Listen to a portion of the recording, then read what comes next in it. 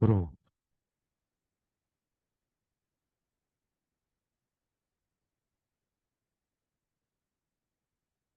Oi. É um simulado que a gente vai aplicar. Isso, exatamente. A gente vai disponibilizar o simulado para vocês presencial online, porque vai ter muita gente que vai estar viajando já, né? Então fica a critério de vocês, caso vocês queiram fazer. Putz, aí você tem que ver com a Pri, cara. É, antes da UFGD? Ah, impossível, né? Ah, então não faz, ué. Não, sei lá, eu tô dando uma sugestão, entendeu? Sei lá, não faz. Porque assim, não faz sentido, né? Acho que é mais pra treinar tempo, sei lá. Ou não, sei lá. Ah, vocês corrigem um do outro, ué. Ah, vocês manjam de corrigir, vai. Tô ligado que vocês sabem. A Priscila ensinou vocês bem a fazer isso, vai. Eu tô ligado. Ah, deixa eu colocar pra cá. Ô, gente, nós estamos começando então, hoje, o assunto oscilações barra ondulatória, tá? Eu coloquei, na verdade, então, primeiro de fazer algumas discussões antes de entrar no assunto. E durante as aulas de leis de Newton e energia, a gente chegou, de maneira um pouco superficial, a falar um pouquinho sobre movimentos harmônicos simples. Eu me lembro que a gente fez algumas explicações e tal. O que a gente vai fazer na aula de hoje é, entre aspas, repetir isto um pouquinho com mais profundidade, tá? E depois a gente entra na parte de ondulatória propriamente. Então, eu coloquei junto dois assuntos. O assunto de ondulatória, ele está inserido junto com o assunto de movimento harmônico simples. Em alguns lugares a gente estuda esse fenômeno, né, na mecânica, mas ele tem a ver com ondulatória, por isso eu coloquei ele aqui, tá? Então a gente vai começar estudando esse tipo de movimento, que é um caso de oscilação. A partir desse movimento a gente entra na ondulatória. Se eu for definir movimento harmônico simples, eu poderia falar da seguinte maneira: ó. É um movimento que ocorre em torno de uma posição de equilíbrio,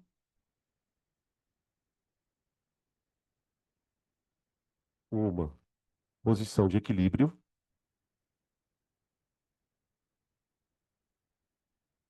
opa, equilíbrio, sob a ação de uma força. Então veja, o movimento harmônico simples ele tem uma força gerenciando a história.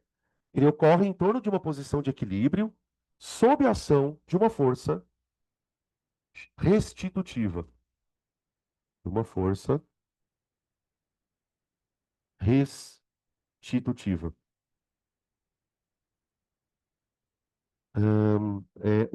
O significado de restituir significa devolver. Força restitutiva, dentro desse contexto, é uma força que tende a levar o corpo para a posição do equilíbrio. Então, a gente trabalha dentro dos movimentos harmônicos simples com dois modelos muito legais, bem fáceis da gente compreender o que é uma força restitutiva e a questão da posição de equilíbrio, que são os modelos de pêndulo, então, os modelos que a gente vai estudar, modelos de oscilação, modelos de oscilação. A gente tem o pêndulo gravitacional,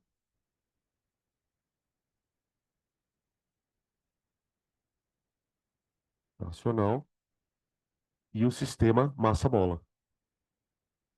Sistema massa-mola.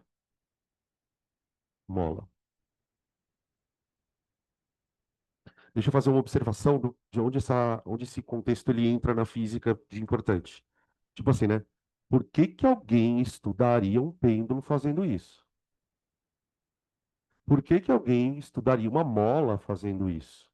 A razão é muito interessante, gente, porque esses modelos de oscilação, eles dão uma interpretação para a energia na forma de onda. Então, esses modelos de oscilação foram os primeiros modelos que a mecânica quântica usa para, por exemplo, tratar o elétron como uma onda. Então, por exemplo, lá na química, a gente, quando estuda lá a parte de distribuição eletrônica, toda aquela parte de mecânica quântica, a gente fala: olha, na mecânica quântica existe uma interpretação ondulatória para o elétron. Ora, se existe uma interpretação ondulatória para o elétron, é como se o elétron ficasse fazendo isso. Então eu preciso criar uma equação que represente o movimento do elétron como uma onda. As primeiras equações que atribuíam para o elétron o caráter ondulatório eram sistemas de oscilação. Então a gente imagina, por exemplo, como que é uma mola oscilando? Ah, ela é assim. Traduz isso numa função. Beleza. Agora eu vou aplicar isso no elétron. E surpreendentemente os resultados concordam. Então toda a mecânica quântica que fala que as coisas são onda, que o elétron não anda e ele oscila, vem daqui, tá? Quando eu estudo sistemas harmônicos simples, assim, né, movimentos harmônicos, a gente tem três aspectos para estudar. Só que nós só vamos estudar um. Na verdade, vamos estudar um e meio, vai. Você tem o aspecto cinemático, o aspecto dinâmico e o aspecto energético. Você tem três coisas que você pode encontrar de questão em vestibular sobre movimento harmônico simples. O que eu quero dizer com isso? O exercício ele pode perguntar para você qual é a equação de velocidade da mola. Ele pode pedir para você falar um pouco sobre as forças da mola e sobre a energia da mola, ok? Quais são os dois aspectos que a gente vai estudar? A gente vai estudar o 2 e o 3. O 1 eu não estudo. A gente não estuda o 1 porque ele só cai em militar. Então, eu não vou falar de cinemática de MHS, que aí, olha onde a coisa vai. É super interessante, pena que não cai, né? Mas enfim. Sabe um sorvetão? Sorvete, sorvetão, vovô ateu? Você tem isso para mola. Equação de velocidade em função do tempo, equação de posição em função do tempo. Só que essas equações são tudo funções de seno e cosseno, tá? Então a gente acaba não cobrando, não porque não é legal, porque o vestibular não cobra mesmo. Agora, a gente vai começar então estudando a dinâmica do movimento e depois vai para a energia, tá? São os dois que a gente vai estudar. Vamos começar com o pêndulo. Então, estudo do pêndulo. Estudo do pêndulo. Tem algumas restrições, tá, pessoal? Para você fazer um pêndulo virar um MHS. Não é todo pêndulo que é um MHS. Tá? Geralmente, para o pêndulo ter esse comportamento MHS que a gente precisa, ele vai oscilar em torno de uma posição de equilíbrio, isso ok, só que num ângulo bem pequenininho. Então, imagina o seguinte: imagina que eu coloque um pêndulo pendurado sobre o teto ali, ok? Então, aqui eu vou colocar um sisteminha, uma massa, tá? Essa posição é a posição de equilíbrio do meu pêndulo, ok? Beleza, se eu deixar ele paradinho, ele vai ficar aqui. Observa que este cabo, ele tem um comprimento L. Esse L daqui a pouco vai entrar em fórmulas, tá? Aí, para eu colocar este pêndulo para oscilar, eu vou levantar ele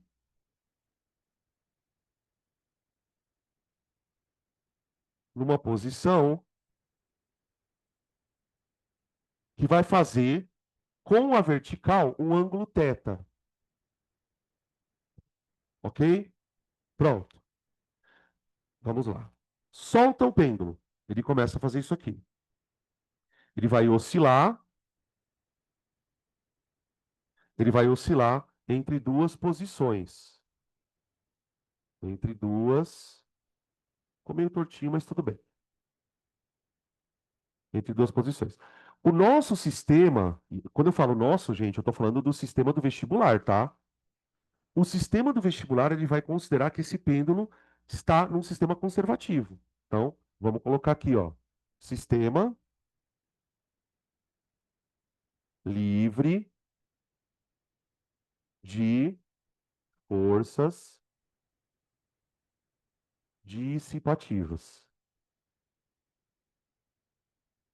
Tipo, não tem atrito, tarará, beleza?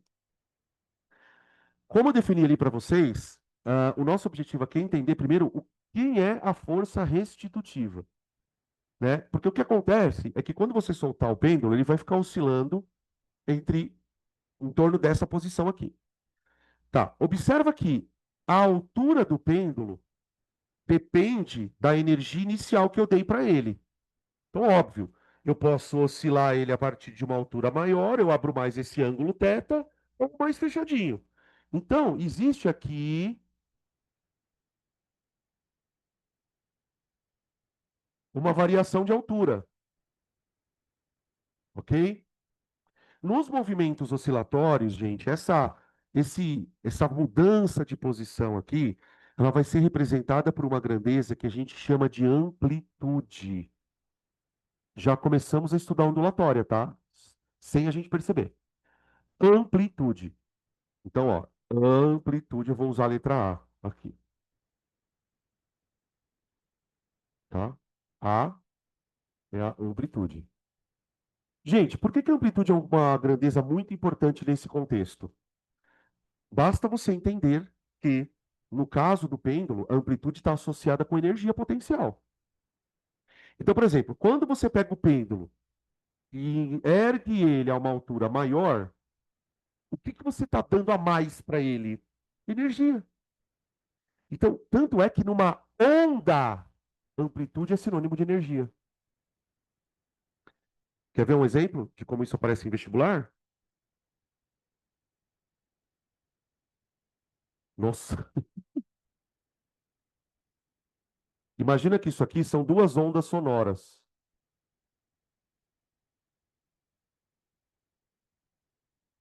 Qual a qualidade do som que eu estou representando aqui?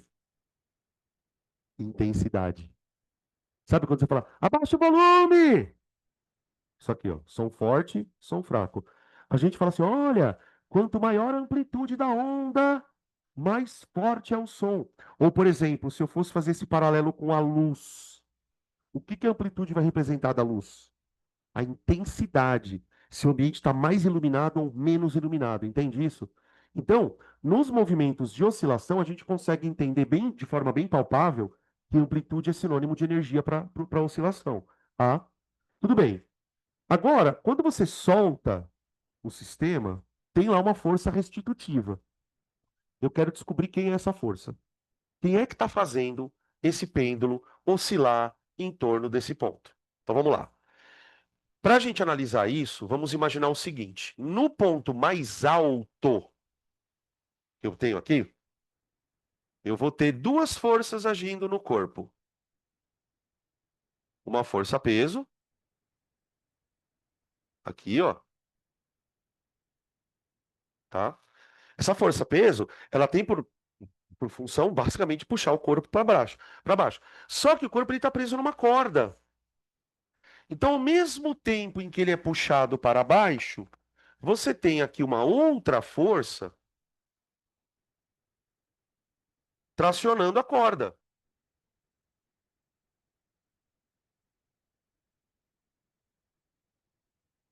ok? Beleza? Então veja, esse corpo ele sobe e desce, sobe e desce. Nesse movimento aqui, ele está fazendo um movimento circular, não tá? Se o corpo está fazendo um movimento circular, pessoal, tem que existir ali pelo menos uma força centrípeta, no mínimo. Então, o que que eu vou fazer? Eu vou dar um zoom, eu vou pegar essa parte aqui e vou ampliar o desenho. Zoom. Deixa eu fazer uma setinha aqui, ó. Que eu quero decompor essa força com bastante calma aqui com vocês. Ó, tá aqui. Dá um zoom que aí fica mais fácil de enxergar. Aqui tá a bolinha, aqui nós temos a força peso,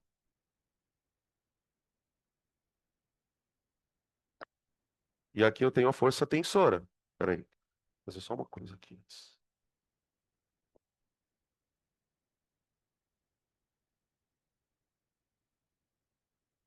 Aqui, ó, tração. E nós temos uma trajetória nós temos que respeitar uma trajetória, né? O corpo está fazendo isso aqui, não tá, ó? Tá? Beleza? Vamos lá.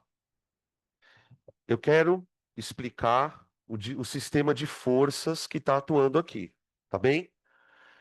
Primeira coisa que eu tenho que fazer na hora que eu vou investigar um sistema de força, pessoal, é decidir se eu tenho ou não que decompor alguma força. Sim ou não? Sim. tem que decompor uma força. Quem? O peso. O peso. O peso. Ah, mas por que que é o peso? Calma, vamos lá. Lembre-se que eu tinha comentado com vocês que para você saber se você decompõe uma força ou não, pensa que para aonde ixi, tá vendo que a bolinha tá fazendo um movimento? Você faz o seguinte: coloca o eixo X exatamente onde a bolinha tá. Coloca o eixo X exatamente onde a bolinha tá. Esse vai ser o eixo do movimento.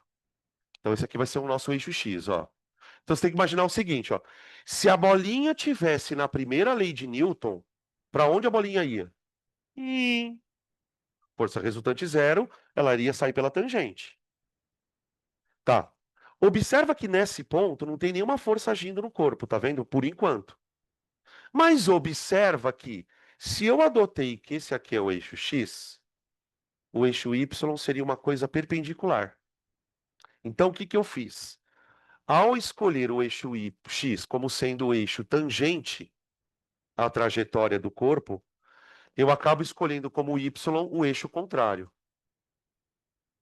Aqui, ó. Então veja, aqui eu tenho o eixo X e aqui eu tenho o eixo Y. A tração está em qual eixo?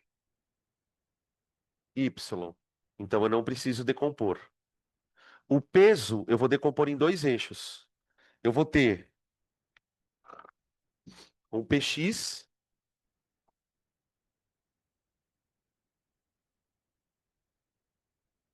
Quem é o PX? É esse cara aqui, ó.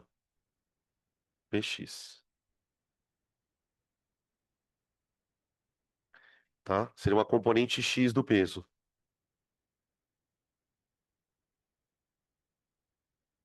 E eu tenho uma outra componente, que vai ser o PY.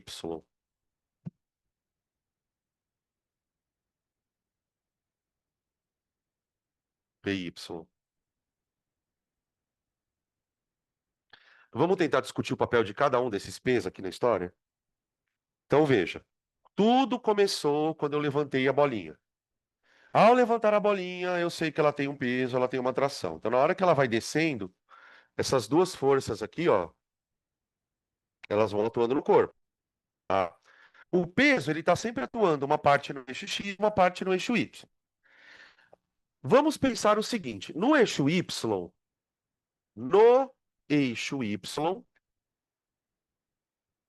a gente vai ter uma força centrípeta atuante.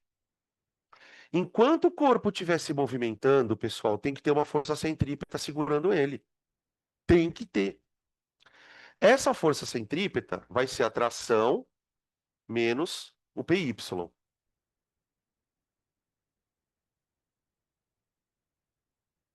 Tá aqui. Beleza?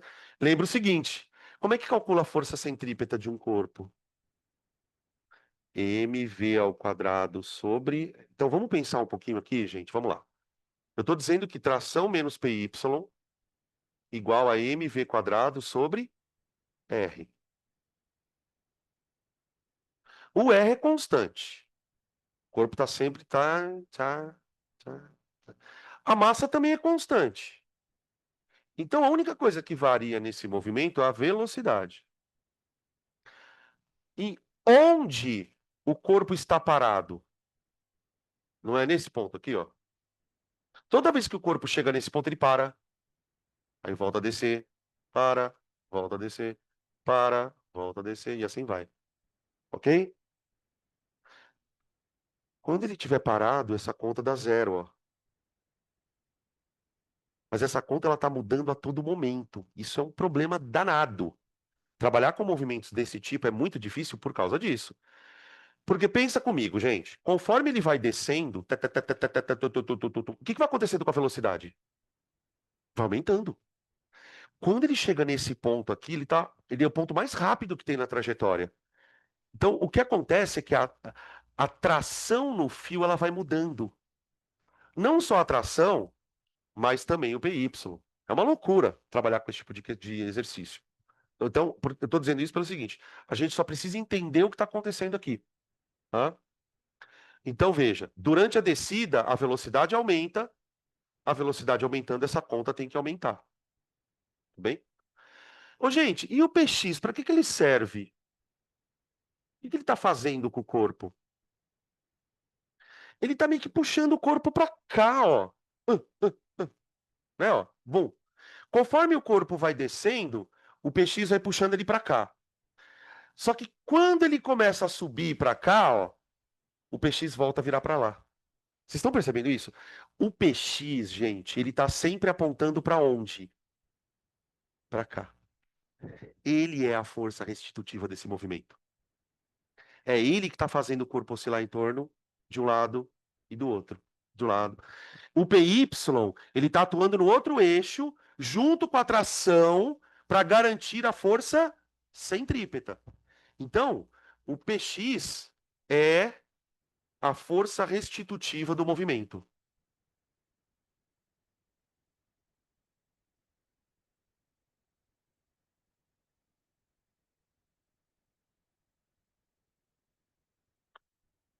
Tá? Ô, gente, agora presta atenção num detalhe aqui, ó. Tá vendo esse ângulo aqui? Tá vendo? Veja se vocês conseguem enxergar que esse ângulo, ele tá aqui, ó. Também. Tetinha. Vocês estão enxergando um triângulo retângulo aqui, ó? Então, ó. Tudo bem, pessoal? O que que é o P nesse triângulo retângulo? Hipotenusa. O que que é o PY? Cateto adjacente. Então, ele seria P cosseno. Ele é o P cosseno. Então, deixa eu escrever aqui. PY é igual a P cosseno de θ. E o PX? Bom, se o PXY é P cosseno, o PX é P seno.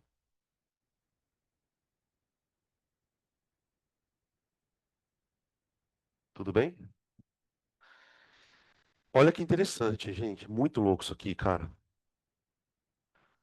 Conforme ele desce, o que acontece com o ângulo θ?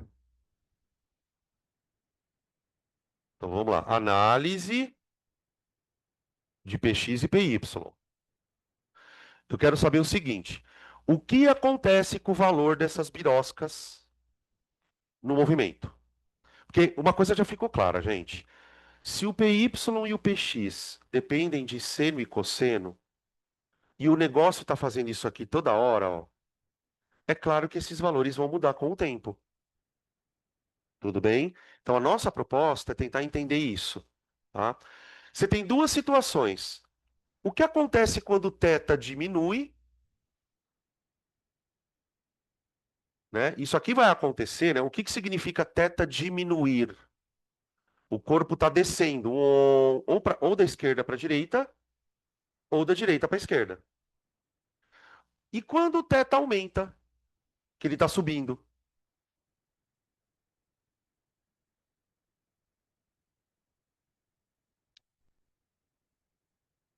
E aí? O que que acontece quando o θ diminui? Bom, quando o θ. Vamos lá. Um depende do seno e o outro depende do cosseno. Tá. Se a gente lembrar do círculo trigonométrico, uma boa forma de você analisar isso é lembrando do círculo. No círculo trigonométrico, a gente tem um círculo de raio unitário, né? Geralmente a gente trabalha com raio unitário. E esse círculo, ele está estrategicamente centrado no sistema cartesiano. Então você está misturando o sistema cartesiano com o círculo, tá? Beleza? Então qualquer ponto desse aqui, ele está a que distância do centro? 1, ou R, né? No caso aqui. Muito bem. Então imagina um ângulo θ. Imaginamos um ângulo θ, tá? Ele está no arco, que o ângulo é igual ao arco. É um ângulo central ali. Ô, gente, eu quero saber qual é o ângulo o ângulo não. Todo ângulo, quando ele é projetado num círculo trigonométrico, ele vai assumir ahn, dois valores. Um dos valores é a projeção desse ponto no eixo X.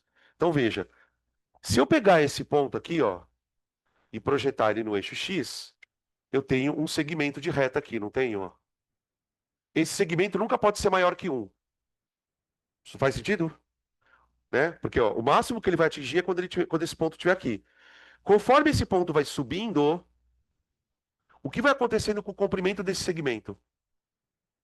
Diminui. Esse segmento eu chamo de cosseno do ângulo.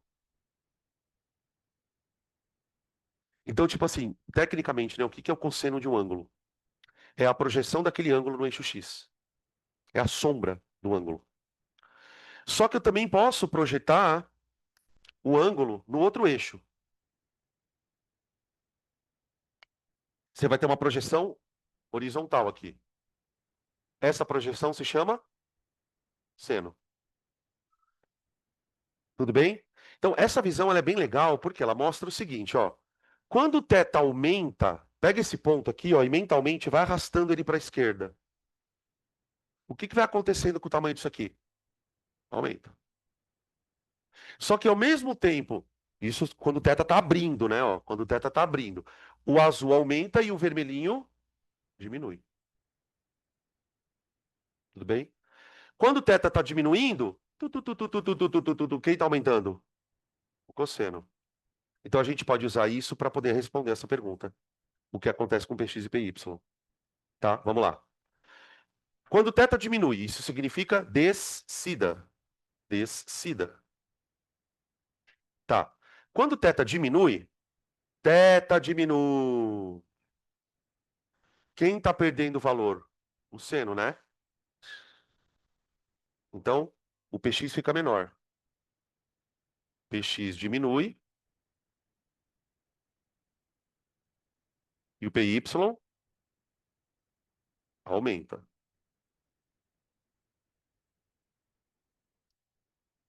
Isso na descida. Veja se faz sentido isso. O Px, pessoal, ele depende, pode perceber, ele depende da inclinação da bolinha. Conforme a bolinha está descendo, esse Px ele começa a ficar cada vez menos inclinado. Quando a bolinha estiver aqui embaixo, ó, no ponto mais baixo, aqui, ó, não tem mais Px. O Px aqui, ó, ele é grande. Conforme o θ vai diminuindo, ele vai perdendo força. Então, essa força restitutiva, ela vai perdendo força. Puta, nossa, falei uma merda enorme. Vocês entenderam, né? Uma força que está perdendo intensidade. Ela começa forte pra caralho aqui, porque o negócio tá bem inclinadão. E à medida que ele vai perdendo inclinação, ela vai perdendo força. Tá? Beleza? E na subida, ao contrário. Px aumenta e Py diminui. Tá aqui.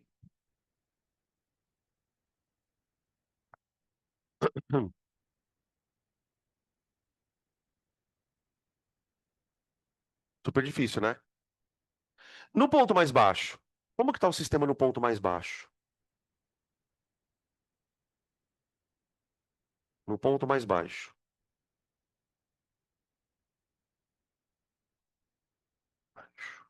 Qual é a configuração de forças, né? Vamos pensar. No ponto mais baixo, você já não tem mais decomposição de peso, de porcaria nenhuma, gente. Ó,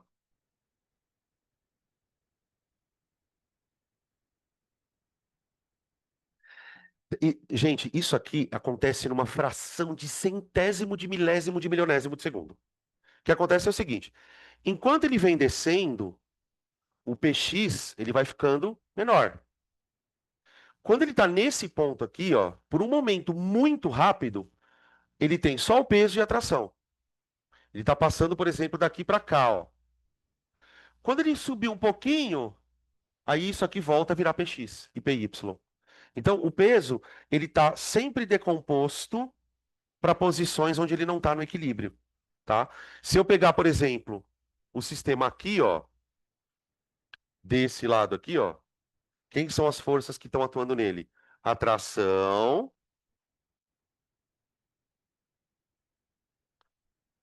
o PY não, né? O PX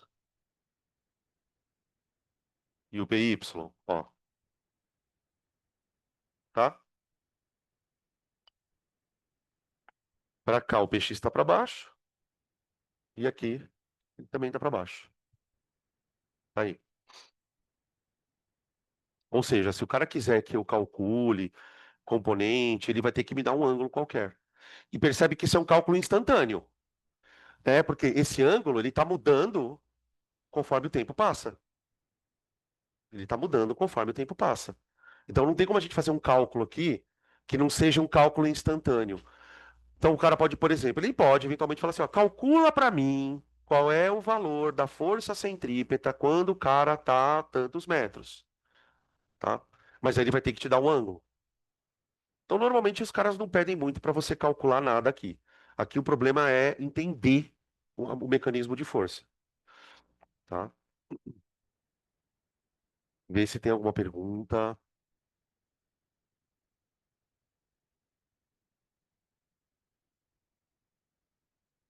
Vamos ver a energia. Então até aqui estamos falando de força.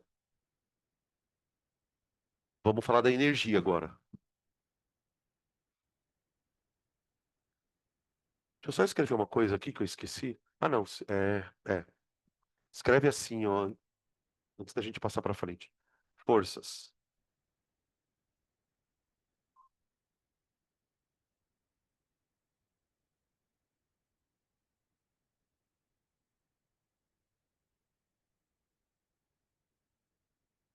energia.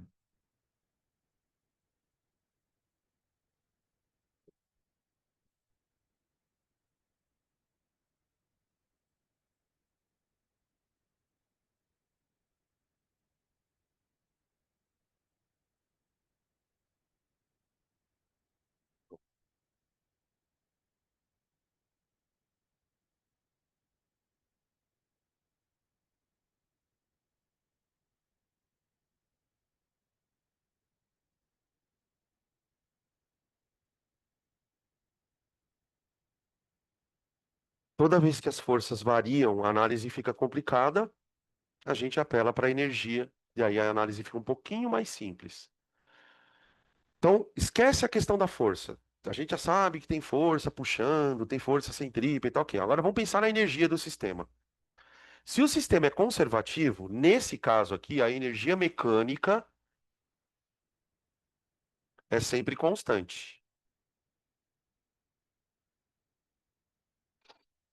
Lembrando que quando a gente fala em energia mecânica, a gente está falando da energia do sistema como um todo. Quer dizer, a energia que ele tem da parte cinética, que é aquele movimento, e da parte potencial, tá? Então isso aqui, ó, é EPG, potencial gravitacional, mais energia cinética.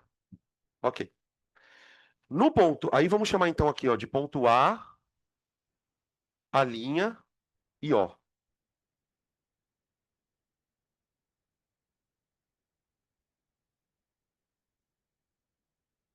Então ele tem uma amplitude de oscilação de A. Ah, tá bom? No ponto A, é o ponto onde ele está com velocidade nula. Então, nos pontos A e a linha, que seriam esses dois pontos aqui, ó. O que que nós temos aqui? A velocidade do corpo é zero. Então, né, porque aquela história é assim, ele está subindo, por um momento ele vai parar, como se fosse um balanço. Então, naquele momento que ele parou, a velocidade dele é nula. Se a velocidade dele é nula, a energia cinética dele é igual a zero. Tudo bem? Mas, além da energia cinética, pelo fato dele estar a uma certa altura em relação ao ponto zero aqui, ó, ele vai ter uma potencial gravitacional. Então, altura igual a A, portanto, a energia potencial é mGa, igual a mGa. MGH, tá? Ó. Então, só para traduzir, pessoal, para ficar claro para todo mundo, ó, quando eu escrevo assim, ó, se a altura é igual à amplitude, tá? A altura é a amplitude, então a energia potencial vale MGA. Então a gente pode dizer que nesse ponto, tanto aqui como aqui, toda a energia está armazenada. Uhum. Tá bom. Daqui para cá, tem alguém fazendo o trabalho. Quem que está fazendo o trabalho daqui para cá, pessoal? O peso. E quando uma força faz trabalho, sobretudo que é uma força conservativa, né? Ela vai acabar transformando potencial em cinética ou cinética em potencial. Na descida, é potencial virando cinética, né? Então, na descida, vamos escrever aqui, ó. Na descida, a força-peso realiza trabalho.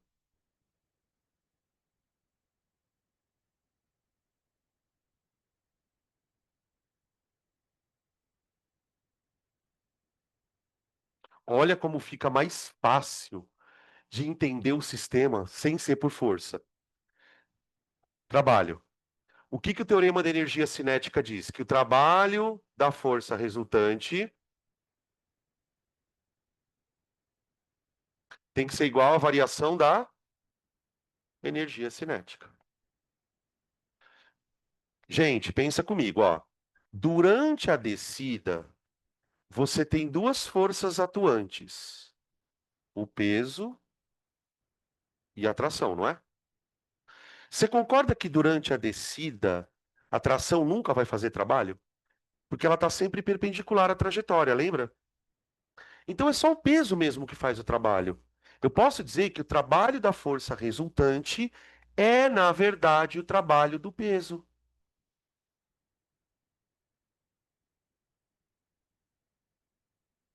Isso é igual à variação da energia cinética da bolinha.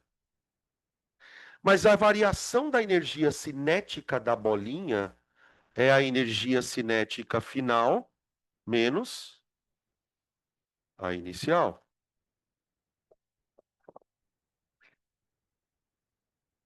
Mas espera aí, eu não estou analisando na descida,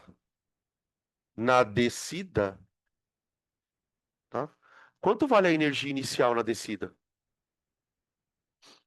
Zero, né? Olha o que eu acabei de descobrir, gente, que a energia cinética final é igual ao trabalho do peso. Aí você fala, tá, professor, mas o que que isso quer dizer na prática? Gente, o trabalho do peso não é mgh? Olha o que eu acabei de descobrir então, que a energia cinética final é igual a mga. Traduz isso para mim? No português, né? Claro. Toda energia potencial virou cinética. É isso que está traduzido aqui. Né? Eu consegui provar matematicamente que na descida, se o sistema é conservativo, né? A gente está provando que o sistema é conservativo. A energia que ele tem aqui é, na verdade, aquela que estava aqui, só que trocada. E na subida é o contrário, né, gente? Na subida é o contrário. Na subida eu tenho aqui mg, eu tenho uma velocidade altíssima, toda a energia do corpo ela está armazenada na forma de cinética, e aí eu vou subindo. Conforme eu vou subindo, aí a gente tem o processo inverso. Então vamos olhar para a subida. Na subida,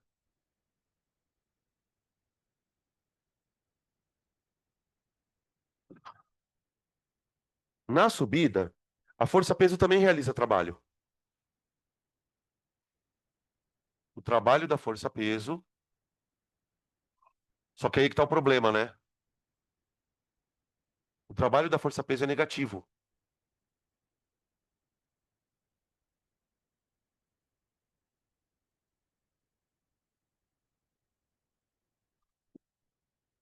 O trabalho da força-peso é negativo. Ah, e por quê, professor? Porque é o seguinte, o corpo está subindo. Enquanto ele está subindo, ele está indo para cima. Só que a força-peso está para baixo. A força-peso está para baixo. Entende? Então, quer dizer, se a força está contra o deslocamento, o trabalho vai ser negativo. Então aqui eu tenho, ó, trabalho do peso é igual à variação da energia cinética. Vamos ver na subida. Trabalho do peso é igual à energia cinética final menos energia cinética inicial. Só que pensa, pessoal, na subida, quem é zero? Afinal, de cinética, né? Eu tô falando. Na subida, o corpo não está perdendo velocidade. Então, essa energia aqui, ó, o que faltou antes, ela é zero. Olha o que eu acabei de descobrir, que o trabalho é menos ECI. Tá aí.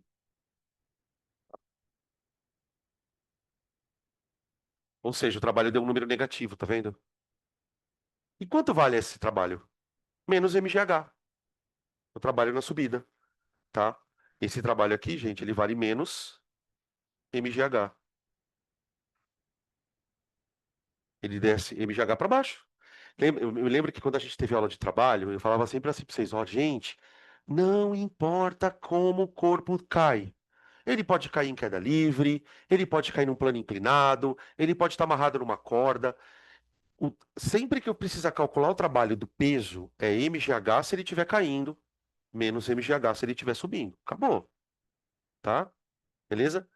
E só mais uma outra coisinha, daí a gente passa para o sistema de massa e mola. Ah, não, eu tenho que fazer um gráfico aqui ainda. Calma. Calcula para mim o trabalho realizado entre A e a linha. Calcule o trabalho da força resultante entre A e a linha. Zero. Professor, como você tem tanta certeza? Porque o trabalho da força resultante é igual à variação da energia cinética. Se não tem variação da energia cinética, o trabalho é zero. Porque, gente, tanto no ponto A como no ponto A', você concorda que ele vai ter a mesma velocidade? Acabou. Se ele vai ter a mesma velocidade, que os pontos estão na mesma altura, significa que não tem variação de energia cinética entre esses pontos. Então veja que coisa curiosa, né? O peso, ele faz um trabalho na descida, depois ele desfaz na subida. Então isso acaba resultando numa situação em que, entre os pontos inicial e final, o trabalho é zero. Tá? Fala.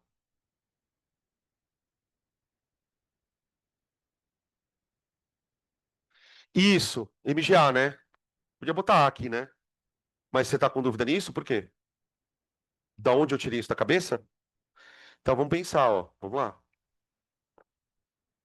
Ó, ahn, a energia cinética em A, desculpa, a energia no ponto A, ela é mGA. A energia aqui é mv quadrado sobre 2. Isso seria energia potencial do corpo, aliás, cinética, tá? Beleza. Então veja, quando o corpo vai de A para zero, a energia potencial ela vira cinética. Então eu posso dizer que ele teve um ganho de energia cinética. Teve um ganho de energia cinética. Na subida, ele teve uma perda de energia cinética, certo? Essa energia cinética que ele perdeu aqui era a potencial daqui, que virou cinética e depois desvirou. Então, quando eu coloco assim, ó, que o trabalho do peso é menos mGA, eu estou dizendo basicamente isso, ó. Ele está subindo, ao subir ele está perdendo energia. Esse menos é só lembrando por quê? Ele está perdendo cinética. Porque a gente pode, só para completar aqui uma coisa, que eu posso completar o teorema da energia cinética assim, né? Que o trabalho é igual à variação da energia cinética e que é igual a menos a variação da potencial. Então, toda vez que o trabalho for negativo, é porque a energia cinética caiu, a potencial subiu. Entendeu? Foi daqui que eu tirei essa ideia, tá? Beleza? Outra coisa, pessoal, para a gente aí sim encerrar, é colocar isso num gráfico, né? Colocar o que no gráfico? As energias, tá?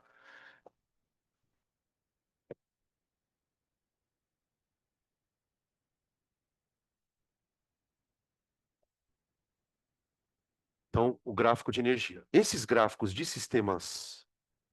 oscilatório, sistemas oscilatórios, eles são assim, ó. Você tem o eixo Y, que vai ser o eixo da energia, tá? Só que esse eixo, pessoal, ele vai mostrar, normalmente, tá? Depende do exercício e tal, ele vai mostrar três energias. Ele mostra a potencial, ele mostra a cinética e ele mostra a total, tá? Aí o gráfico, ele funciona assim, ó. Ele tem uma parte para a direita e outra parte para a esquerda. Esse aqui é o eixo, no nosso caso, da altura. O corpo, então é como se eu pegasse isso aqui, ó, e colocasse no eixo X. A gente costuma colocar os dois para o lado aqui, oscilando em torno 1, 2, 3, 4, 5. 1, 2, 3, 4, 5. Aqui, ó. Ó, tá?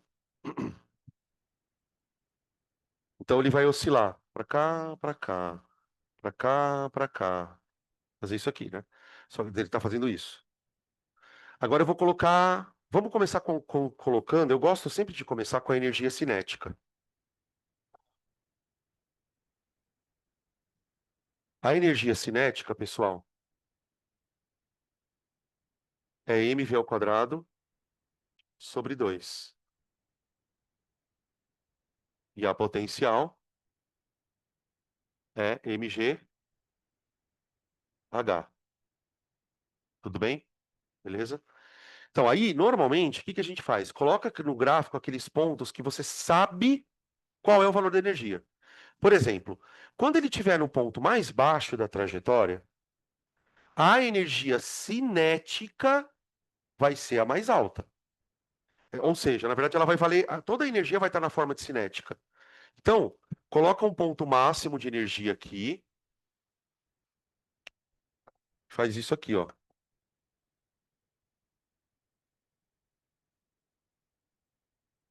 Ó. Esses três pontos aqui, ó, eles mostram pra gente quais são os valores da energia cinética. Enquanto ele está subindo, essa energia vai caindo. Então, para lá. É isso aqui, ó. Não.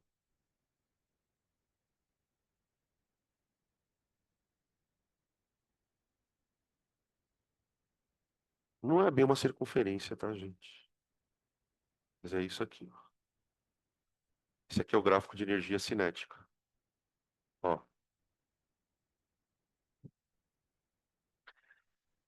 Quando ele está na posição A, que é a posição de um lado ou do outro aqui, a energia cinética dele é zero. Conforme. Isso aqui é meio que uma parábola, tá? Conforme ele vai descendo, a energia vai subindo, subindo, subindo. A energia cinética, né? Ela vai subindo, subindo, subindo, subindo, subindo, até ela atingir o valor máximo dela. O momento em que ela atinge a energia cinética, né? O valor máximo é o momento onde ele está lá no chão, lá embaixo.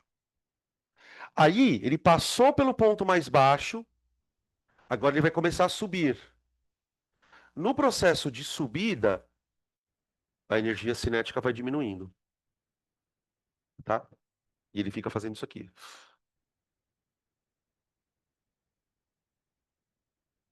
Tá?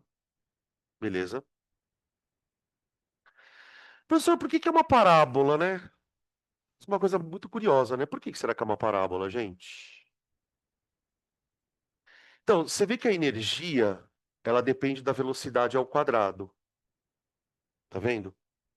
E a energia potencial depende da altura e no primeiro grau. Então, se a gente tentar manipular essas duas equações aqui, ó, eu consigo provar que a energia é proporcional à velocidade ao quadrado e à altura.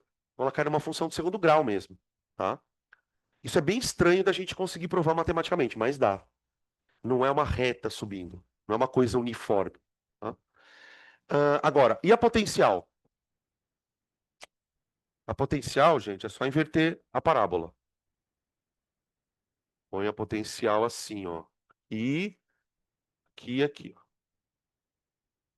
Vamos pensar. Ó. Quando que a potencial tem o maior valor possível? Nos pontos de maior altura. Então aqui é a energia potencial máxima do corpo. Quando a Nossa, desculpa. Quando a cinética é zero, a potencial ela está no valor máximo, tá vendo? Ó? E aqui também. Ah, não, aqui tá certo. Aí tá aqui, o corpo tá aqui pendurado. A hora que eu solto o corpo, ele vem descendo. Conforme ele vem descendo, a potencial vai caindo. Então ela faz isso aqui, ó. Ó, a potencial vai caindo. Pá, isso aqui é a potencial gravitacional. Quando o corpo atinge o ponto mais baixo da trajetória, então ele já está aqui, o pêndulo, ó, ele veio descendo, acelerando. Quando ele chega nesse ponto, a altura dele cai a zero. Então a potencial caiu a zero. A partir desse ponto, ele começa a subir. Pronto. E aí a potencial volta a subir junto. Então, se a gente pudesse ver esses dois gráficos sendo construídos, então você teria sobe, desce, desce, sobe. E vai fazendo isso aqui, tá? E o que é bizarro, né? No sistema conservativo, isso. Toda vez que eu somo a potencial com a cinética, vai dar o mesmo valor. Pega a energia daqui, soma com a daqui, dá isso. Pega as duas aqui, daqui. Se você pegar a soma, ela dá sempre constante. Então, esse aqui é a terceira curva, é a curva da energia mecânica.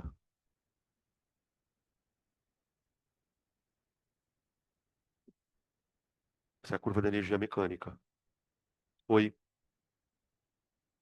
Título? Gráfico de energia. Um gráfico de energia mesmo. Qualquer sistema oscilatório conservativo vai ser assim. Por exemplo, esquece que isso é um pêndulo. Esquece. Pensa num skatista fazendo isso numa pista. Mesma coisa. Qualquer sistema que oscile de maneira conservativa, pessoal, ele vai ter esse tipo de movimento. Tanto é que vocês vão ver. Quando eu for representar isso aqui para mola, é a mesma coisa. O gráfico de energia para mola é absolutamente o mesmo, tá? Beleza? Oi.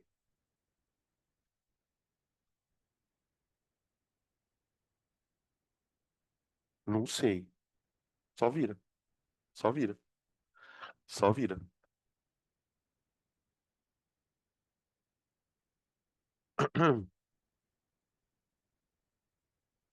Beleza?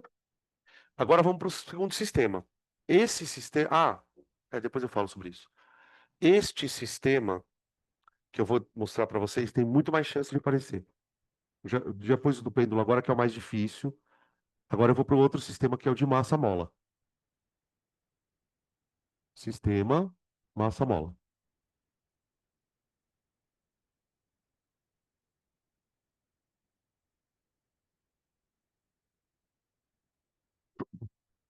O sistema massa-mola ele tem a seguinte configuração.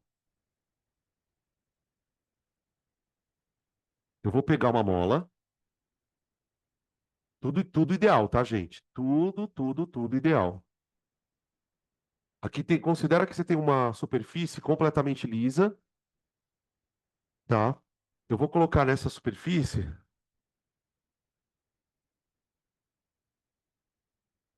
eu vou colocar aqui uma mola. Essa mola, ela tem um comprimento natural. Eu vou chamar de L0, tá? Uma mola ideal, ela tem lá um comprimento natural. O que que eu vou fazer? Eu vou aproveitar que essa mola está num comprimento natural e vou colocar aqui um corpo nela, preso.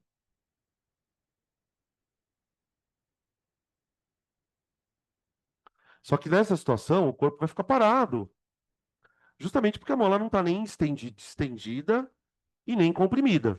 Então, tá aqui, ó. Agora, o que que eu posso fazer para esse sistema oscilar? Eu vou dar energia para ele. Como que eu posso dar energia para esse sistema? No caso do pêndulo, para eu fazer o pêndulo oscilar, a energia que eu dei foi levantando ele. Então, fisicamente falando, né? Eu, eu sou um agente externo, realizei trabalho no pêndulo, dei energia para ele. Soltei, essa energia ficou oscilando para sempre. Cinética, potencial, potencial, cinética, cinética, potencial, potencial, cinética, cinética, potencial, assim vai. Então, eu vou fazer a mesma coisa com a mola. Eu vou dar energia. Eu posso dar energia empurrando ela para a esquerda ou puxando ela para a direita. Então, vamos lá.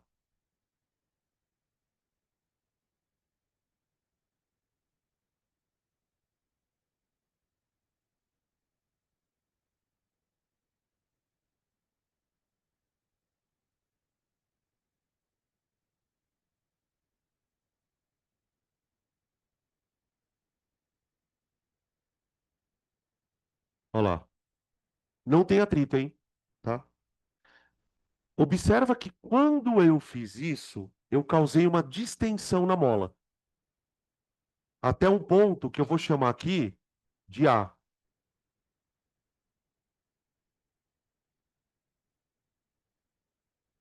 Geralmente a gente chama de menos A e A, tá? Embora o sinal de menos ele seja meramente figurativo, tá, gente?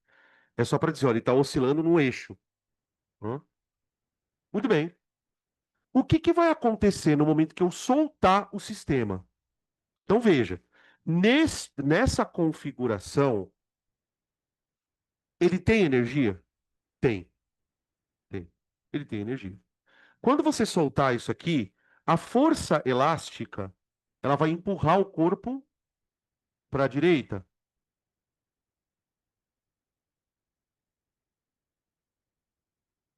Como que eu calculo a força elástica, pessoal? Kx, né? K vezes um delta x. Beleza. Gente, observa um detalhe, né? Enquanto este corpo estiver andando para a direita, esta força estará acelerando ele. Só que tem um detalhe, né? Aí, olha a treta de novo. Essa força é constante? Por que que ela não é constante? Ela depende da deformação. Então, tipo assim, quando você estica a mola, quando você aperta a mola aqui no começo, essa força está forte pra caralho. Conforme a mola vai relaxando, a força vai diminuindo. Quando a partícula passa de novo pelo ponto A, pelo ponto O,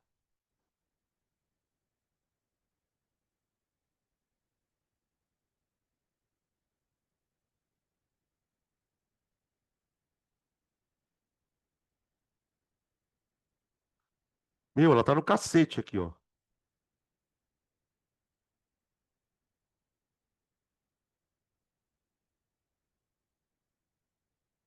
Tá vendo? Ela tá no cacete aqui, ó. Nesse processo daqui pra cá, tem duas coisas, tem várias coisas acontecendo, mas tem duas que eu quero chamar a atenção. A primeira é, ela tá ficando mais rápida e a força elástica está diminuindo. Beleza. Quando a mola cruzar o ponto O,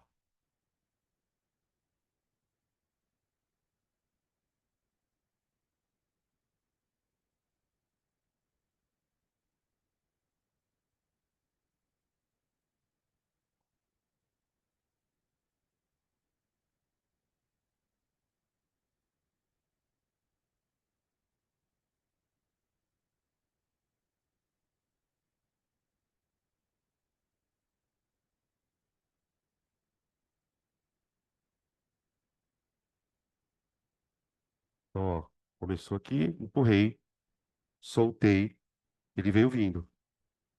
Percebeu que, ó, ele passou do ponto O, mas ele está continuando indo para a direita, porque ele está indo por inércia. Quer dizer, nesse caso aqui já não é mais inércia. Ô, gente, nesse caso, o que está acontecendo com a força elástica? Ela está agora, antes ela estava empurrando ele, né? Agora ela está puxando, exatamente. Ela está fazendo isso aqui, ó.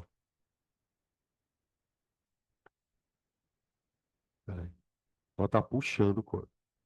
Vocês estão percebendo que a força elástica está sempre apontando para o O? Então veja, ele estava vindo da esquerda para a direita, ela estava empurrando. Chegou aqui com velocidade máxima. Passou por ali, ele continua indo, só que agora ele está freando. Ele vai parar completamente, quando ele estiver neste ponto aqui, ó.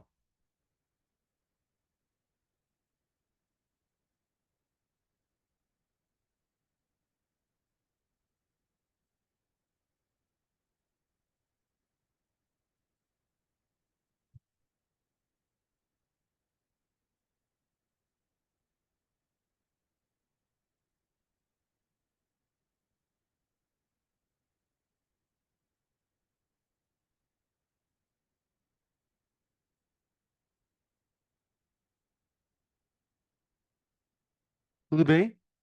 E assim vai embora, para sempre, né? Quando ele chegar nesse ponto aqui, ó, no ponto de outro, o oposto ali, né, de onde ele partiu, ele volta a parar. Nesse ponto aqui, a força elástica é alta pra cacete, novamente. E aqui toda a energia dele está concentrada na forma de energia potencial. Percebe então a força restitutiva de novo? A força elétrica, a força elástica? Ela está sempre apontando para o zero. Quando ele está do lado esquerdo, a força está apontando para o lado direito. Quando ele está do lado direito, a força está apontando para o lado esquerdo. Por que que esse caso o vestibular gosta mais? Por uma razão muito simplesinha. Lembra que lá no pêndulo maldito, quando eu decomponho px e py, eles variam em função do seno e cosseno? Aqui, a força elástica varia com a deformação. Isso aqui é uma função do primeiro grau. Então eu consigo colocar isso num gráfico. Então aqui a análise ela é um pouquinho mais aprofundada. Aqui eu consigo representar o que acontece com a força à medida que o corpo oscila. Não que eu não conseguisse no pêndulo também, tá? Mas o pêndulo é mais foda, tá? Então, o que que eu vou fazer aqui? Eu vou analisar para a oscilação da mola, primeiro, o que acontece com o módulo da força. Vamos lá. Hum.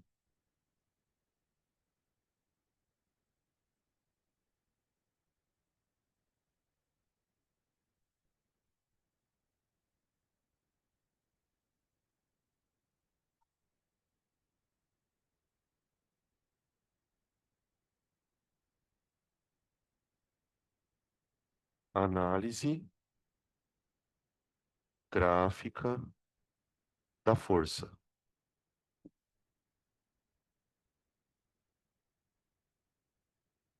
Bom, lembrando, né, que força elástica é igual a K vezes o delta X.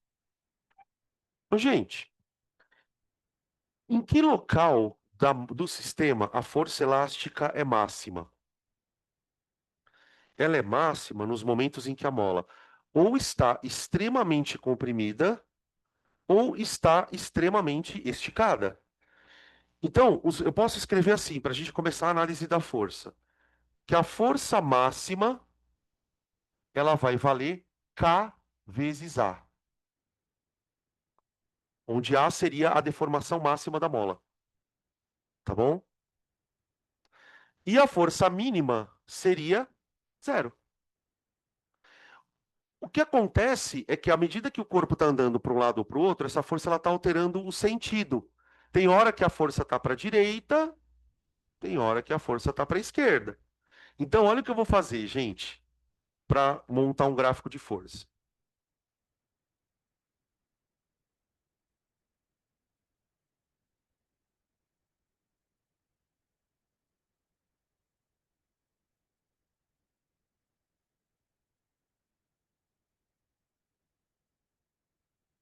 Gráfico de força em função da deformação da mola. Do delta X, né? Chama de delta X, perdão. Delta X. Coloca no gráfico aqui, pessoal. Um, dois, três, um A e o menos A.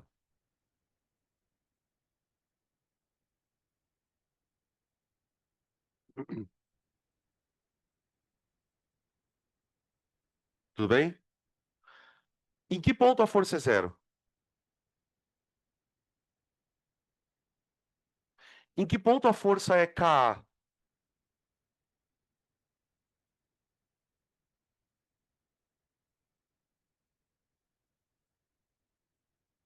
No gráfico de energia, é uma parábola, né? O gráfico de energia é uma parábola. Aqui não. Isso aqui é gráfico de força. Nesse caso aqui, gente, a força ela faz isso, ó. À medida que o corpo, que a mola vai esticando, ela vai ficando maior. Agora veja que curioso. Enquanto o corpo está andando para a direita, a força ela está apontando para a esquerda, né? Quando o corpo atravessar e começar a andar para cá, olha o que vai acontecer com o gráfico, gente.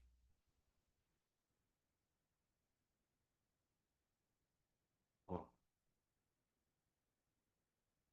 o gráfico é assim, ó. A força ela fica fazendo isso, ó. Estica, contrai. Estica, contrai. Estica, contrai.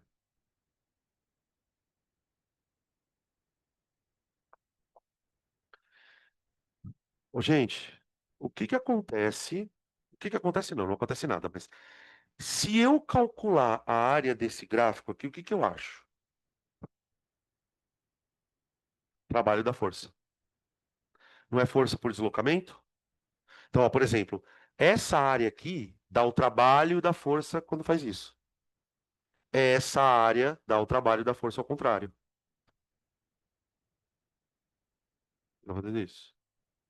Tanto é que se eu somar essa área com essa, o resultado dá quanto? Zero. Estava parado, terminou parado. Entenderam? Trabalha a variação da energia cinética. Então aqui fica um pouco mais claro isso. Não que fique mais fácil, mas um pouco mais claro.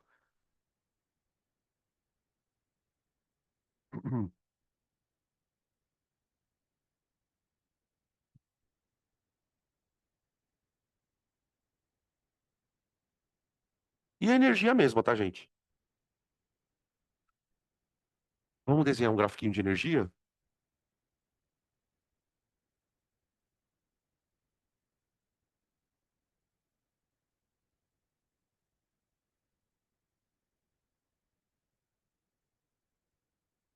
Não muda nada.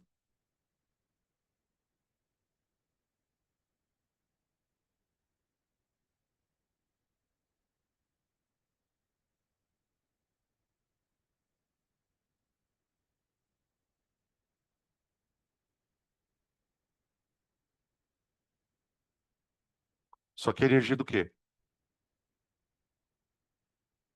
Potencial. Potencial. Como é que eu sei que isso é potencial? Quando a mola está mais esticada, a energia potencial é máxima. Isso aqui seria o gráfico de potencial. O gráfico de cinética é o contrário. Quando que a mola está com a maior velocidade possível? Quando ela está no meio do caminho. Né? Tem isso aqui, ó. No, tá aqui. Isso aqui é energia cinética.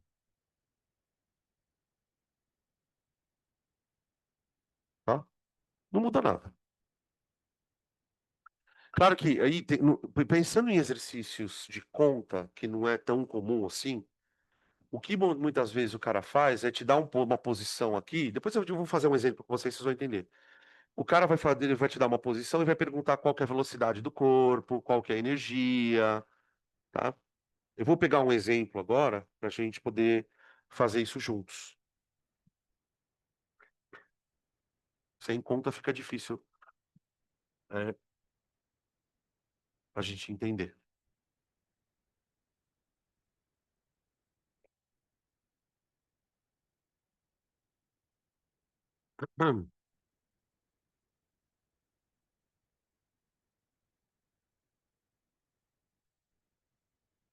Eu vou pegar um sisteminha massa-mola, tá?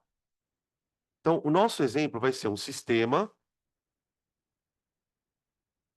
massa-mola, tá? E aí eu vou pegar algumas informações do sistema, tá?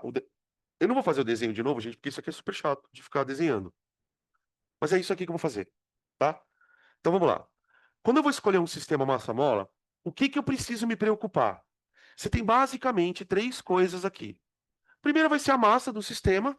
Então, sei lá, eu vou colocar um sistema com uma massa de 1 quilograma, tá? E duas outras coisas são fundamentais. O que que vai dar energia pro sistema oscilar? Sou eu. Então eu vou lá, puxo o sistema, então eu escolho uma amplitude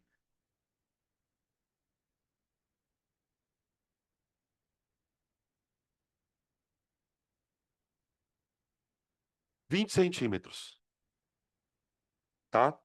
E tem uma coisa fundamental, gente.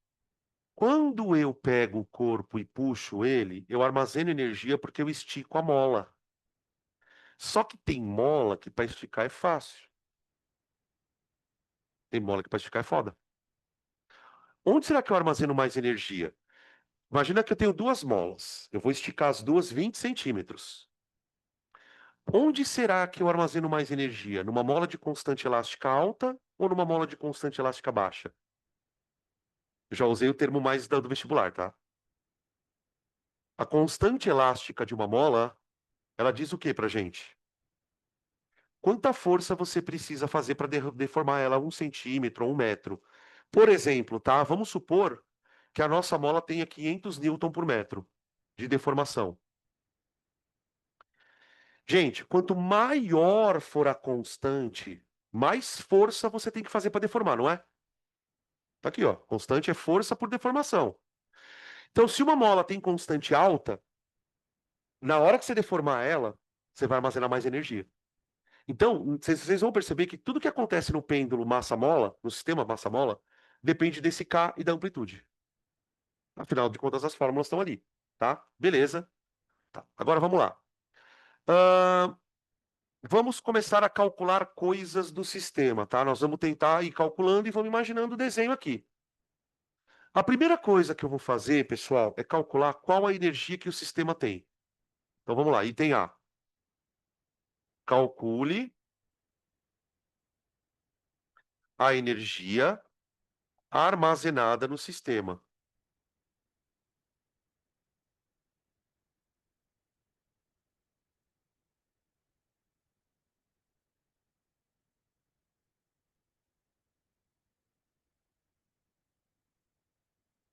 Para você calcular a energia armazenada no sistema. Ah, vamos escrever aqui, ó, sistema conservativo, tá?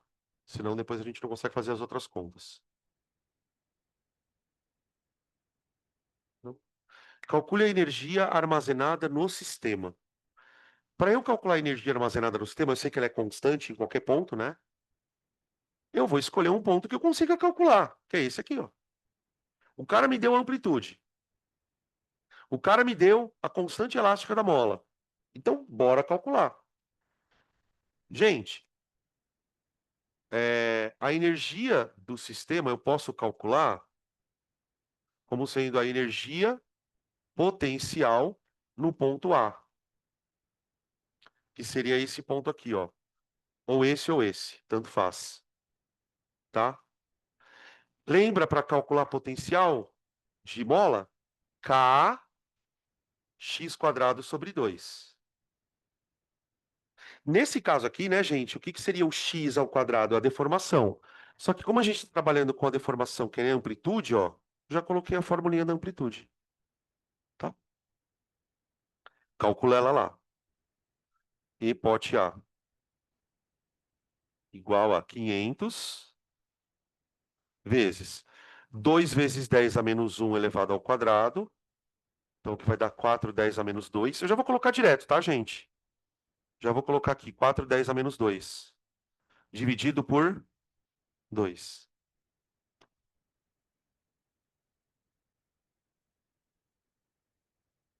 Deu 10? É isso? 10 o quê? A Joule, né? Tudo bem. Essa é a energia do sistema. O que que essa energia vai ficar fazendo lá dentro? Vocês entendem agora quando a gente fala que tudo tem energia? Imagina que átomos, prótons, elétrons oscilem como se fosse um sistema massa-mola. Então eles vão ter a todo momento ali uma partícula, né? Ela vai ter uma energia cinética e uma potencial, tá? Beleza. Agora, eu posso fazer daqui eu faço um monte de pergunta. Por exemplo, B, calcule o valor da velocidade do corpo no ponto O.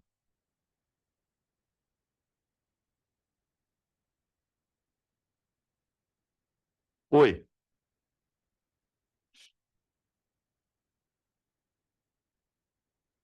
isso. A distância é 2,10 a menos um. 2,10 a menos um elevado ao quadrado dá 4,10 a menos 2. Em metros. Em metros. Ó, Newton por metro.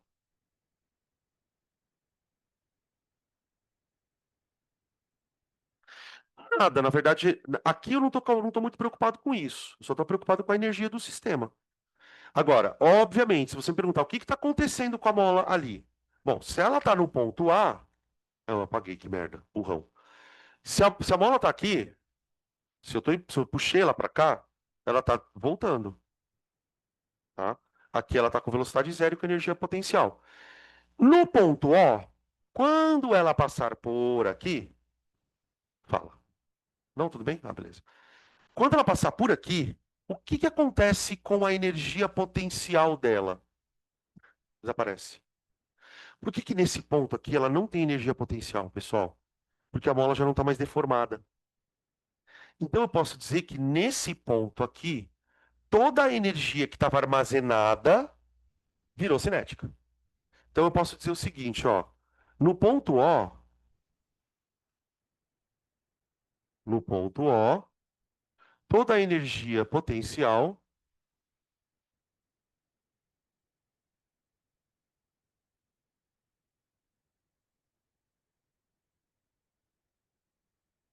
foi transformada em cinética.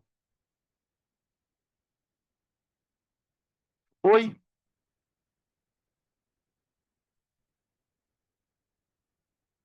também.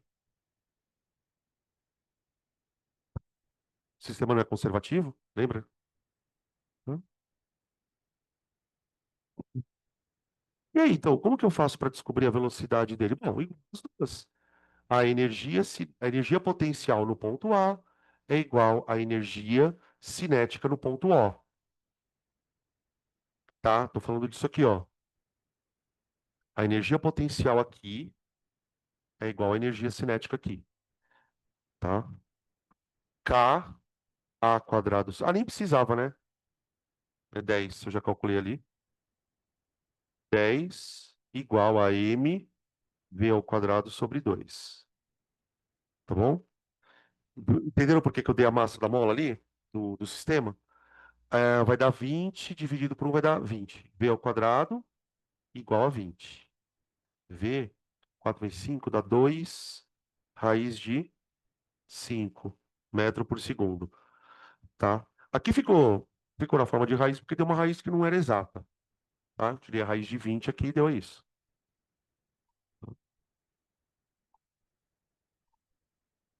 Agora, o que mais eu posso perguntar em termos de sistemas que oscilam, né? Veja que aqui nós estamos comparando dois pontos em que você sabe que toda a energia ou está na forma de potencial ou está na forma de cinética. Bem, eu posso, por exemplo, cobrar a energia em qualquer ponto aqui, ó. Qualquer ponto. Quer ver um exemplo? Eu posso perguntar assim, ó, que eu acho que esse é o tipo de pergunta mais difícil. Qual a velocidade do corpo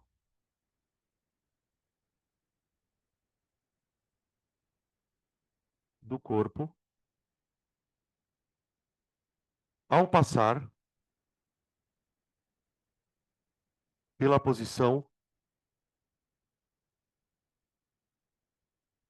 10 centímetros da origem?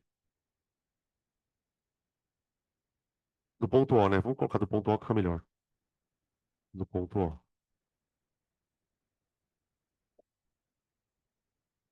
Esse é o tipo de pergunta que eu acho que é mais provável de fazer. É foda porque assim, se o cara fizer isso, ele vai ter que te obrigar primeiro a calcular isso aqui e depois fazer a conta aqui. Vamos tentar entender qual que é a diferença aqui.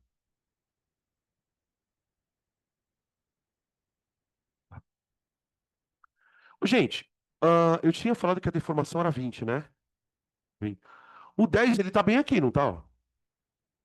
Ou aqui, né? Tanto faz. Puta! É viagem, tá? É viagem. Tive uma ideia.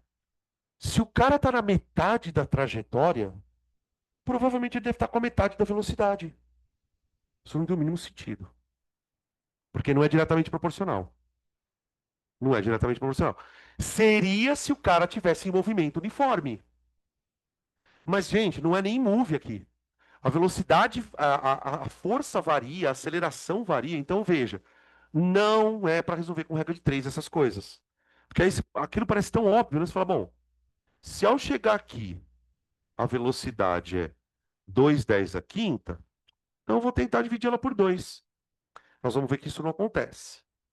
Então, como que a gente faz, como é que a gente aborda esse tipo de questão? A gente vai falar o seguinte, olha, a energia mecânica dele, ela tem que valer 10 joules, aconteça o que acontecer.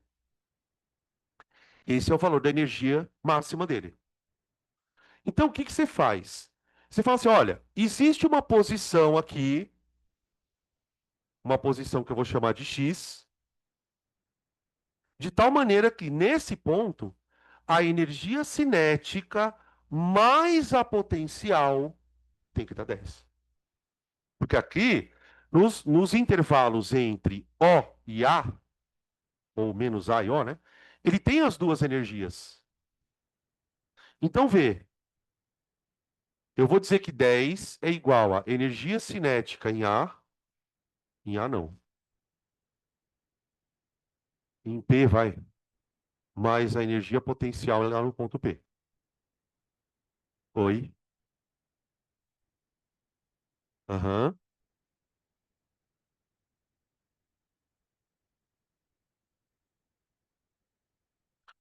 Tá, essa conta aqui?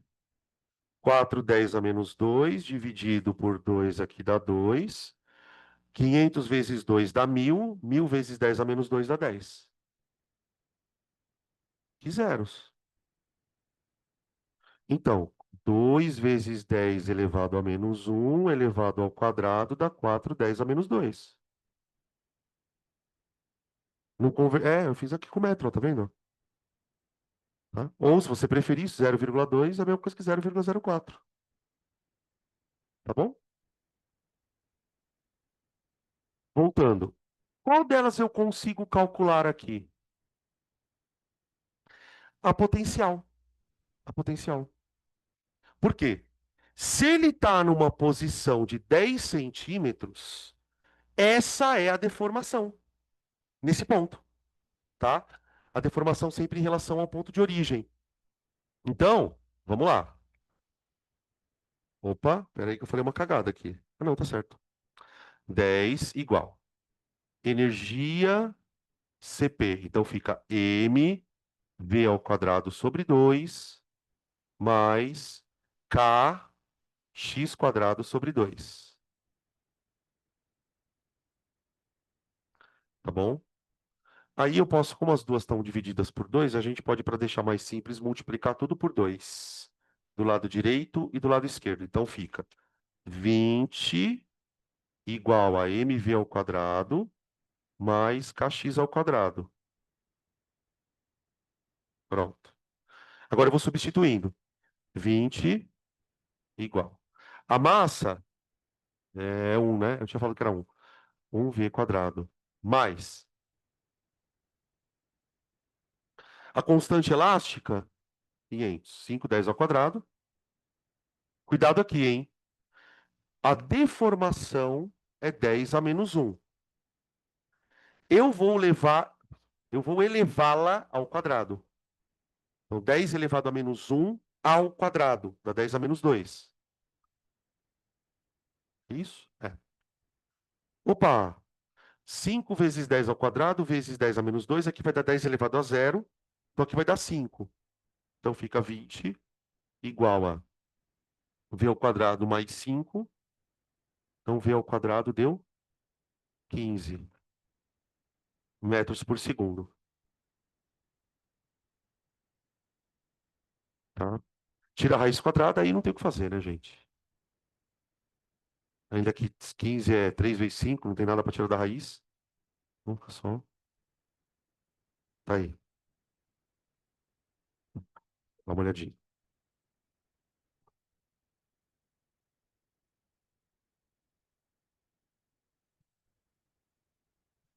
Ui.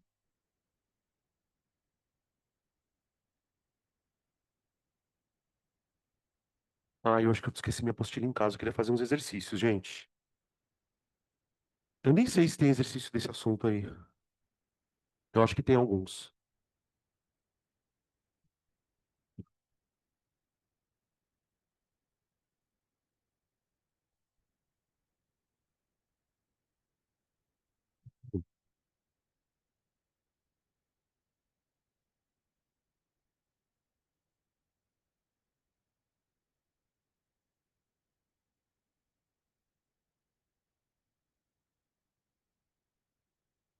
Tem? Deixa eu pegar o celular, vai. Vou abrir aqui. Calma aí que eu vou abrir, tá?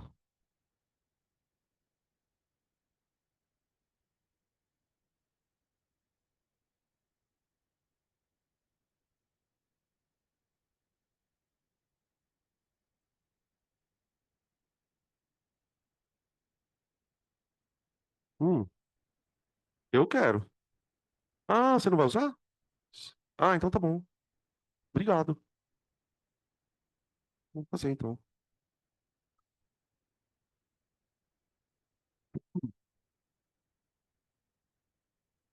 Fazer as questões um, 2 e 3. Se der, tem. Se não der, a gente deixa para a próxima aula, tá? Depois da 4 para frente não dá para fazer. É página 170. Aqui, gente, eu ainda vou apresentar para vocês umas formulinhas, tá? De período, que eu não falei ainda. Deixa aparecer as questões, eu falo sobre a questão do período, tá? Olha essa questãozinha aqui, ó, gente. A 1. Aqui ele fez um sistema massa-mola, só que ele fez diferente do que eu mostrei. Obviamente eu fiz de propósito, tá? Aquele sistema ali, ele é mais fácil do que esse que ele mostrou. Porque aqui você tem força elástica, força-peso, é bem mais complexo. Mas dá para a gente pensar em termos de energia. Aqui ele fala assim: um corpo está preso ao teto de uma sala por meio de uma mola ideal em sua posição de equilíbrio. Uma pessoa puxa o corpo abaixo, deslocando 10 centímetros da posição de equilíbrio. Pronto, ele acabou de te dar a amplitude. Sem a ação das forças de atrito, o corpo começa a oscilar, realizando 5 oscilações em 10 segundos. Então veja, eu tenho um sistema massa-mola cuja amplitude é 10 centímetros. Ele dá um número de oscilações,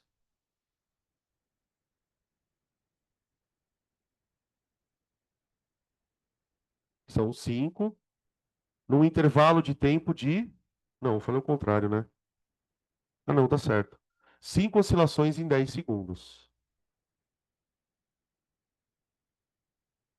Item A. Identifique qual é a força responsável pelo movimento oscilatório realizado pelo corpo após o puxão. Então, no momento que ele puxar o corpo e soltar, que força vai atuar? Fazer ele oscilar? Força elástica. A própria força elástica. A força elástica. Gente, nesse caso, tenta pensar o seguinte: só vamos adequar o eixo. Enquanto o corpo está abaixo daquele ponto, a força elástica está puxando ele para cima. Depois que ele ultrapassar aquele ponto, a força elástica começa a empurrar ele para baixo. A força elástica está fazendo isso aqui, ó. tá? Beleza? Período, fala. É que a força-peso ela sempre puxa ele para baixo. Então, quem está fazendo ele oscilar para cima é a força elástica, tá? É porque ele fala a partir do momento que eu soltei ele, né? Eu estou pensando só nela mesmo. É porque assim, explicar que força está restituindo é muito mais complexo, porque o que que acontece? Vamos lá. Se você tem o seguinte, você tem o ponto zero aqui, ele pode estar aqui para baixo ou aqui para cima. O que que acontece? Quando ele está para baixo, bom, sempre a força-peso está para baixo. Isso aí é constante. Só que o que que acontece? Enquanto ele está aqui para baixo, a mola está esticada. Então, a força elástica, ela está meio que para cima, puxando o corpo. Só que, conforme o corpo vai se aproximando do ponto zero, essa força vai desaparecendo. Quando o corpo está nesse ponto, a única força que está agindo nele é o peso. Aí o que acontece? Beleza, passou desse ponto. Conforme ele passa desse ponto, aí a mola começa a apertar, comprimir. Aí a força elástica passa a agir para baixo.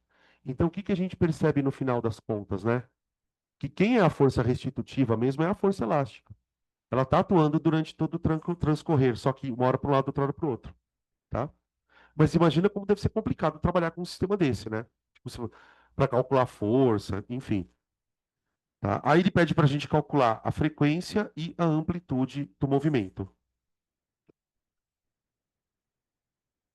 Peraí, ele pediu outra coisa também, né?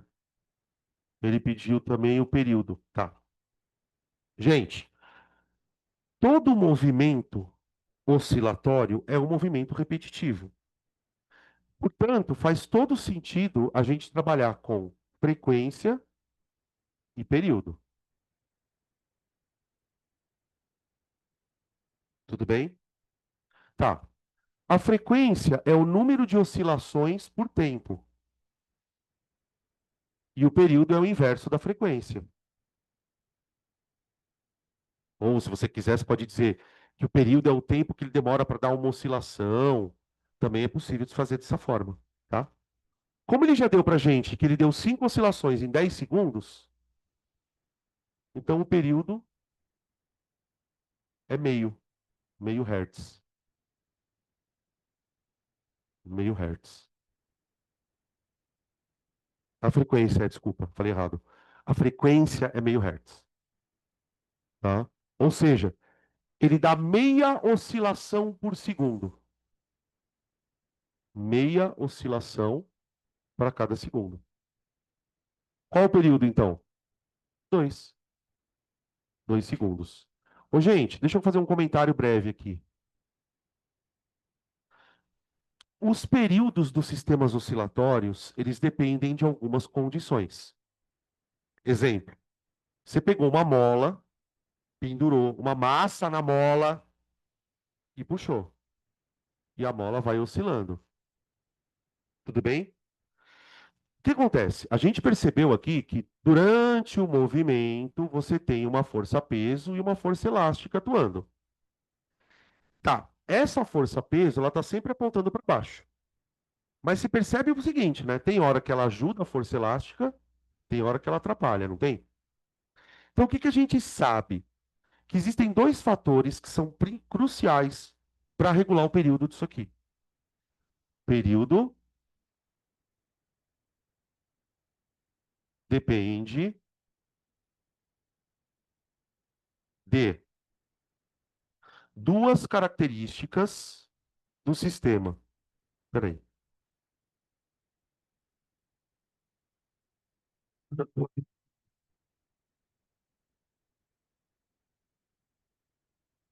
O período depende de duas características do sistema. Isso vale tanto para pêndulo como para massa mola, tá? Eu já vou falar primeiro do pêndulo. Primeiro, primeira característica, a massa que está pendurada. A massa. Que é o seguinte, se você pendurar uma massa muito grande, o que vai acontecer quando você puxar? Ele vai fazer isso aqui, ó.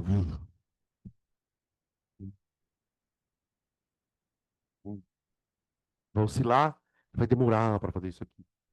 O período, ele é diretamente,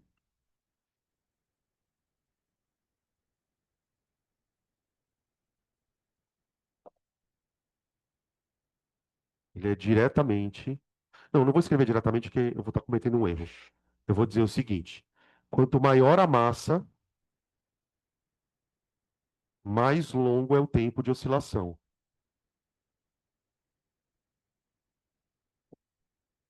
Tenta imaginar, por exemplo, duas bolinhas oscilando, só que uma com uma bolinha pequenininha e outra com uma bolinha grande.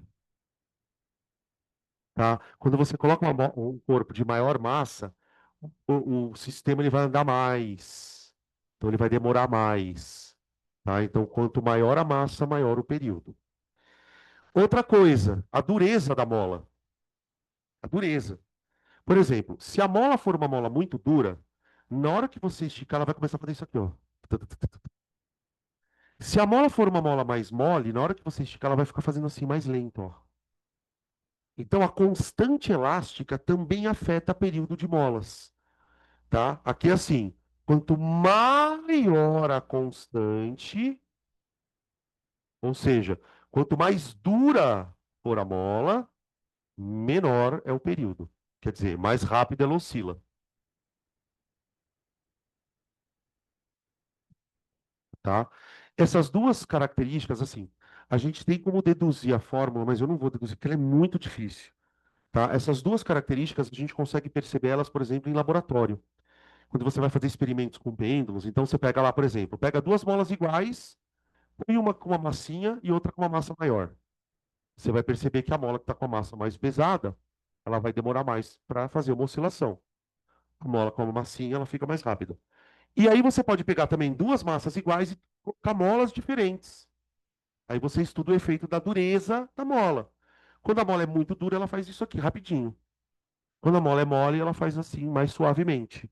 Então, o período do sistema massa-mola,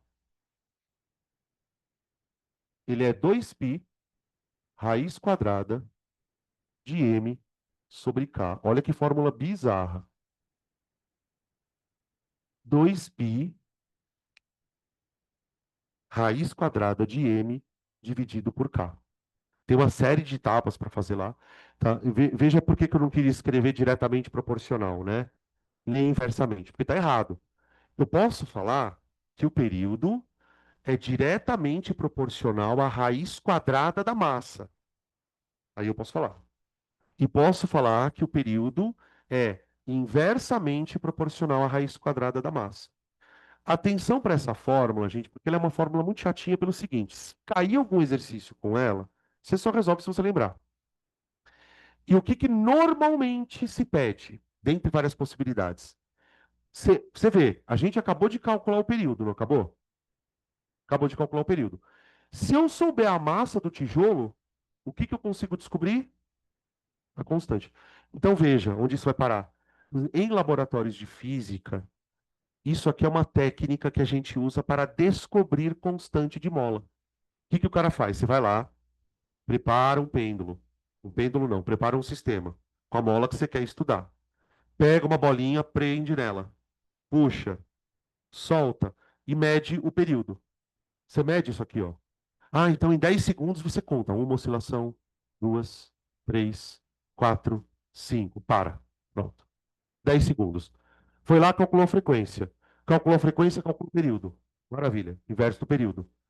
Se você tem a massa, que obviamente você tem do laboratório, você descobre constante elástica. Então, isso aqui é uma técnica experimental para determinação de constante elástica. Técnica experimental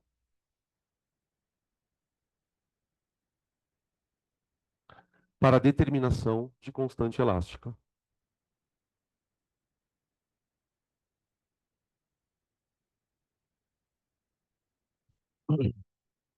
Da constante elástica.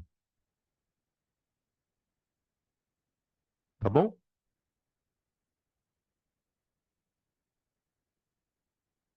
Beleza?